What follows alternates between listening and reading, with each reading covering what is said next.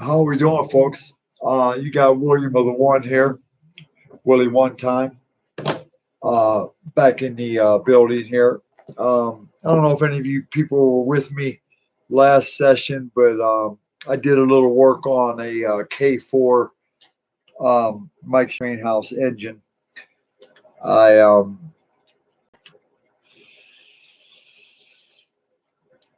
I'm certain I have the worm drive engaged now. I put a shim in the back, and when I turned the back of the engine, the wheels moved. So before I put the shell on, when I put it on the track, it still spins. So now I'm thinking that maybe the gear in the engine that's turning the worm drive or that attachment is loose and the engine's spinning, but the it's not turning the drive shaft. We're gonna have to take that engine back apart and readdress that issue. In the meantime, this beautiful tender here, this Mike's Train House tender for the engine right here is unfortunately right now in the process of being torn apart. I've already taken off one truck, and as you can see here, let me show you. This is the screw. If you can see right here, that's the screw, and then it has this little spring right here over top of it, and then that goes right here. If you see that in this truck right here, it goes right there in the middle. You see it? It's right here. It's this spring right here. It goes right there, and then that attaches on either side. Um, the truck on this side is attached to the speaker through this uh, broken electric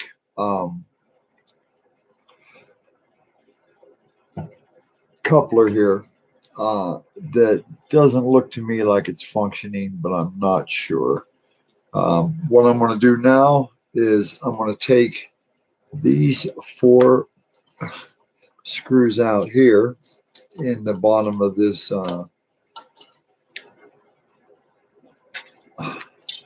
tender, and we're going to see if there's something, if there's any reason why the electronics in this sounded the way it does, or I know that like I don't even know. Perhaps this has to be functioning and running in order for the engine to run. They have to run in conjunction because I know that they plug in together, and I know that. Okay, I know that they plug in together, and that there we go. Okay, and that they so there we go, guys. We got the tender, just those four screws is all it was. We got the tender. That's some really heavy gauge metal there, guys. I mean that's that's weighty. That's a very heavy piece of equipment right there. So here we have our rail sounds and whole little system that I'm sure runs the train and everything. I see that we don't have a battery here. That this may be the entire problem with the entire setup. So we don't have a battery. So there we go. I imagine if I put the battery in this tender and put it back in there, I'm not going to have the same problems I had before. Um, this looks really basic. If you'd have to get if you would have to come in and replace any of these um, things, I imagine it's the entire unit. I imagine if you had to buy the replacement, you would have to buy this entire get up here of processors and um, uh, I think this might be the chip for the sound. No, this is probably processing. Um, I'm sure there's something in here that runs the smoke, you know, the smoke unit in the tender or in the engine. Because this all, like I said, this all connects to the back of the engine.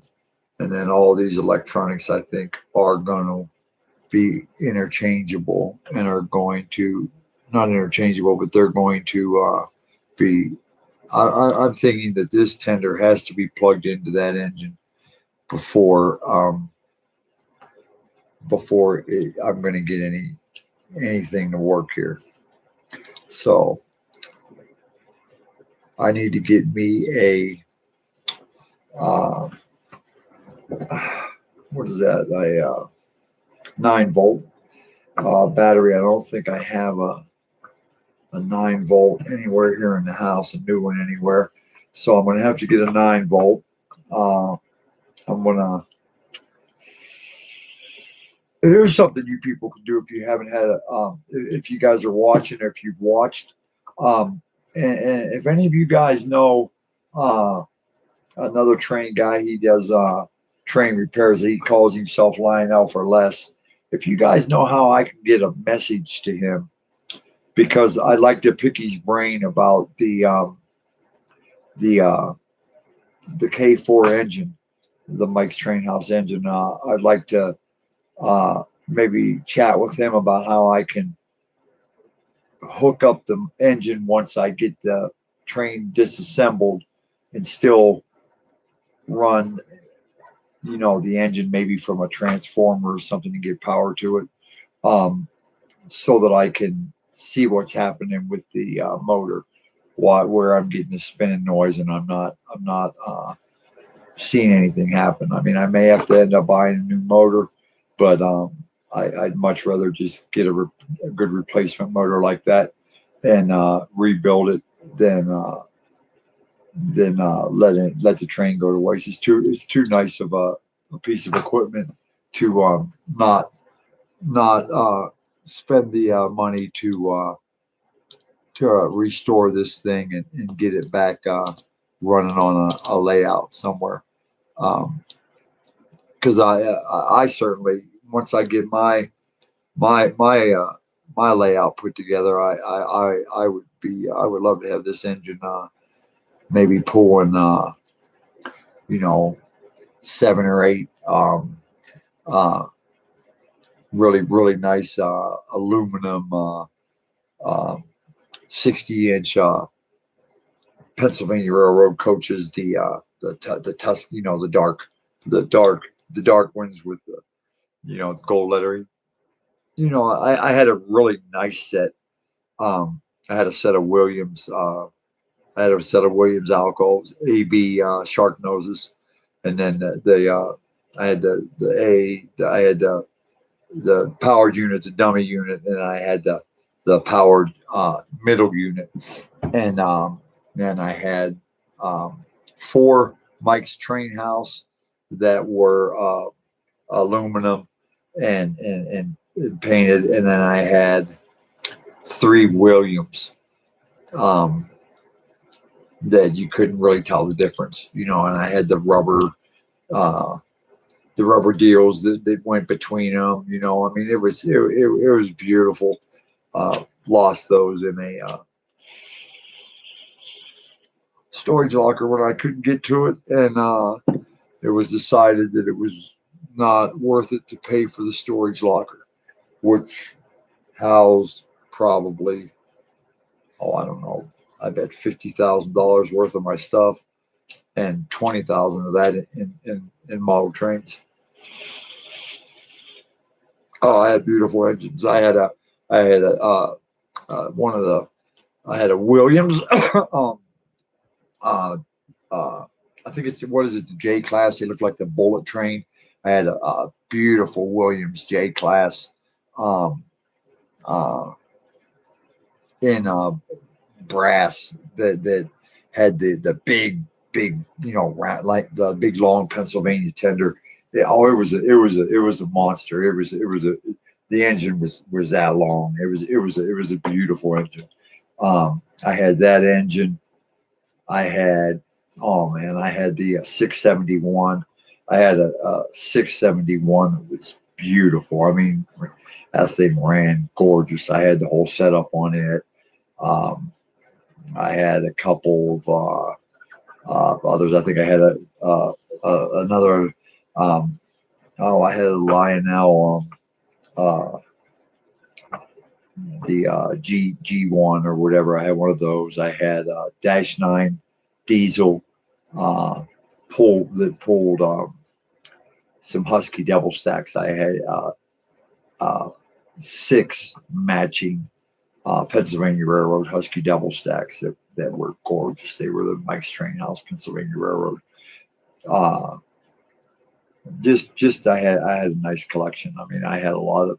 I had the old Lionel, the one what was it, 199, the old template, uh second or third year of the date come out. I think maybe second year, 10 plate, um red wheels. And then I had the full set of tins that were, I mean, immaculate, like the day they came out. That little engine, man, that ran great. I had one of the other tin plates, the more common when they had, I forget, it came after the 190s. I had that engine. It was a great engine. Um, I miss those trains, man. I had a really really nice collection of diesels. I had the Alcos. I had the Dash 9. I had a couple of switchers. I had a nice Lionel switcher. I mean, gorgeous in the box, like probably 60s, all metal switcher with it was Pennsylvania Railroad. I had a few Reading engines. I had a Erie diesel. Um, then I had a couple big. I had a big. Um, uh, I had a big lifelike. Um, it was a what diesel was it? I think it was the same diesel I have here, the Mike's Train House. Um, then I had the big 44 diesel, Pennsylvania Railroad. Um, I had all Pennsylvania Railroad. I had an Erie, um, and then I had I think I had two. Well, I had a Conrail too. I had a Mike's Train House Conrail lighted caboose. I had a couple of Conrail cabs, and then I had a Conrail diesel that I ran, one of the blue Conrail diesels. It was nice. I forgot about those. I had the Conrail, Erie, Pennsylvania, and I think this time, like when I go, I'll probably just for fun, I'll get like a Baltimore and Ohio or a Western Maryland. Because you would see those guys. It's not unexpected to see a Western Maryland going through Pennsylvania, or vice versa. So, and it's funny because I grew up I grew up watching these the diesels and these trains coming through. The railroads right there. I mean, I saw the Pennsylvania box cars, and I'd sit in traffic lights while Conrail would drag trains by, or the coal trains would come through Altoona. Um, so I grew up seeing these trains in action, waiting on them, and watching them as a kid, fascinated. So, and still now, man, I love to see the big dashes out there, pulling those miles and miles of rail cars. um, I again, like I said, guys, I get sidetracked, but if you guys could reach out, if somebody knows him, um, I want you guys to remember too to hit like and subscribe, and I'll try to keep making as many train videos as we can, um, and see if we can figure out a way to troubleshoot these.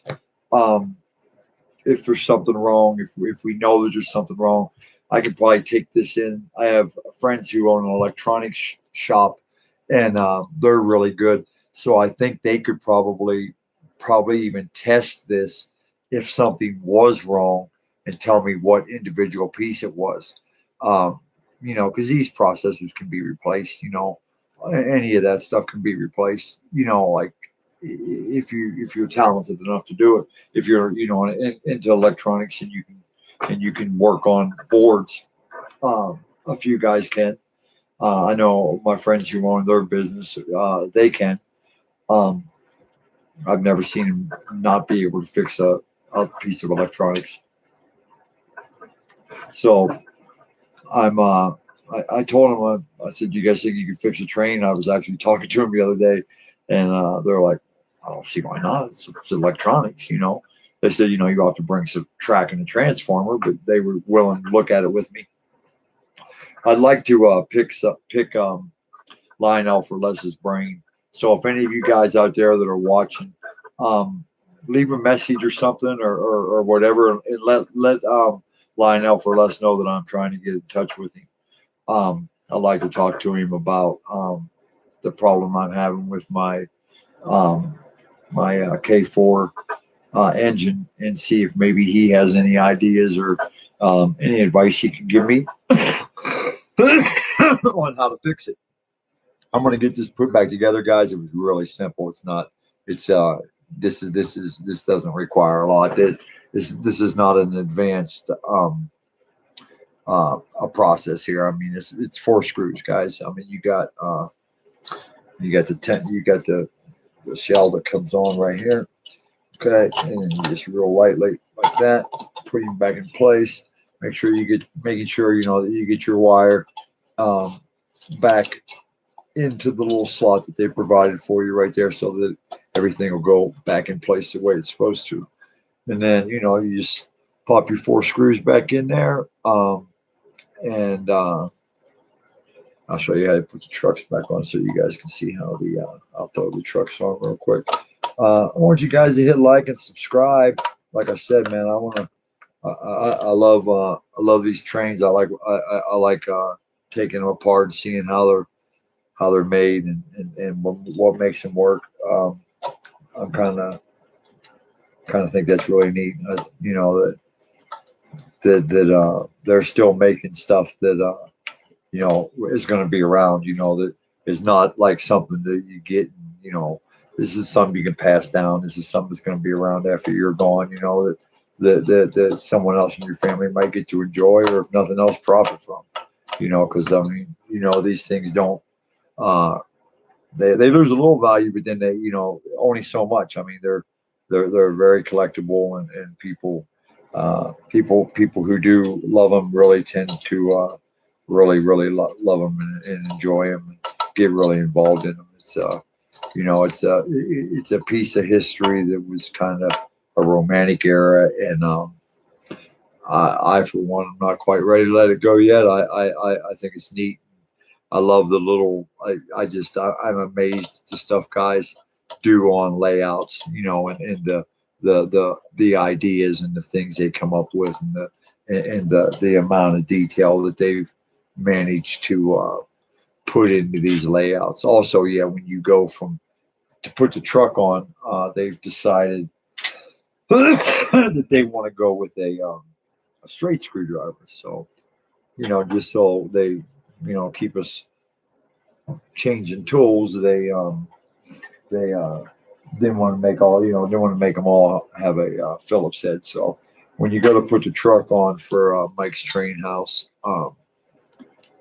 tender, you're going to need to switch from your Phillips to a straight edge so that you can get the little spring loaded screw lined up and going into. It didn't work out, did it? Let's see, where the spring go? There. Okay. This didn't go far. Well, that didn't work out as well as I'd hoped. So what we're going to do, I have my little handy dandy, brighter than the surface of the sun, Duracell here, and we're going to light up the world and get this truck back on. I know there's probably a little bit of glare, people, and I apologize. But I could. And there it is. I got it started. I just couldn't see underneath. Let me get that down one notch for you guys. How's that? Then get that glare off just a little bit. And there, look at that. See, we got him back in there. That's the powered coupler. Now this one doesn't have any. It's not powered. It's just on there. You know, this ain't gonna do anything but hook up to the engine. All the damn it, I popped that right on there. Yeah, all the important stuff comes right through this connection right here, which is what actually hooks the. I'm surprised there's not a washer on that. That's surprising. I'm surprised they didn't have a as well built as these Mike's train house engines are, and I just I can't get over the quality of construction on these things. I mean, this tender, I don't know what it weighs. I mean, I wish I had a scale that I could put it on, but you could probably more accurately weigh it on a fruit scale than you could a like a a male scale. This thing is it's well built. It's very nicely detailed. It's in like a deep forest green with the gold Pennsylvania letters. Uh, very very good looking. Very good looking train with I mean metal everywhere, like the whole everything. No plastic anywhere on this thing. Not even the bottom. Metal everywhere, like entire metal construction. Like there's not the only piece of plastic is on it's right here in this rubber connector. This thing is solid as can be. Um, just the sheer weight of this alone is um, this is something to pull. You know what I mean? This is some weight to pull right here. Um, so what I'm going to do is I'm going to buy a battery for this tomorrow. I am going to watch Lionel for Less's video of how he hooked up his engine and was running it with there it is. Well, how he was running his engine. Sorry guys. Um, he was running his engine while the while the boiler was off, and still I'm gonna watch how he hooked that up because I should have an extra transformer coming in the mail. I bought one on Macari. If you guys have heard of that, it's a buying and selling website. But I bought a old Lionel transformer off of a guy on there for 10 or 12 bucks. I can't remember what, but just so I could run a couple extra tracks for now. Because I don't have any fancy systems or a legacy system, or I don't have any system at all. I just hook up a track, hook a transformer to it, and run a train. I know I'm going to have to get a little more detailed than that when I start my layout, but I'm like I said, I'm kind of doing this on a budget. That's why I have a broken Mike's Train House, Pennsylvania K4, and this beautiful tender here. I don't know if this is broken. It may have just been the battery. This we will find out in another episode. I want you guys to remember I can use some help with this. If anybody has any advice, leave a comment. I promise you I will get back with you. If you guys know anybody who you can put me in touch with that might be able to give me some advice over the phone where I could share the screen with them and I could show them what I was seeing. I'm willing to work with anyone. I just want to get these babies restored and back on the track. If you guys appreciate that, if you can help, I'd really appreciate it. If not, please hit if you hit likes, hit subscribe, and I'm here to talk trains with you guys. If you guys want to talk trains, let's talk trains. Again, this is William of the One, and when I come back on, we're gonna do some more work on these Mike's Train House K4, and we're gonna see if we can get this thing and the engine around this track I have set up. So until next time, guys, hit like and subscribe. Love you. I need you guys to keep me going here. So like me and subscribe me. Let's get me some viewers. Thank you.